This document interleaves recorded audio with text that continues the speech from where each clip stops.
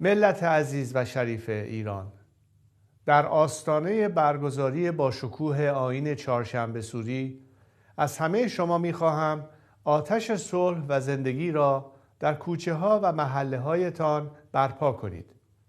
با هوشیاری کامل از هر گونه تنش، درگیری و حتی نزدیک شدن به مزدوران رژیم در خیابانها خودداری کنید. هدف عوامل شر این است که جشن نور و پاکی و زندگی شما را به تاریکی و پلیدی و مرگ بکشانند. این فرصت را به آنها ندهید. به همه عوامل سرکوب هشدار می‌دهم.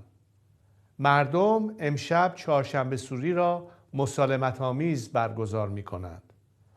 از ساعت 6 بعد از ظهر خیابان‌ها، کوچه‌ها و محله‌ها را ترک کنید و در برابر مردم نایستید. بگذارید این شب در آرامش به پایان برسد. پیامدهای ماندن در خیابانها و سرکوب جشن مسالمت جویانه مردم با خود شماست. نور بر تاریکی پیروز است.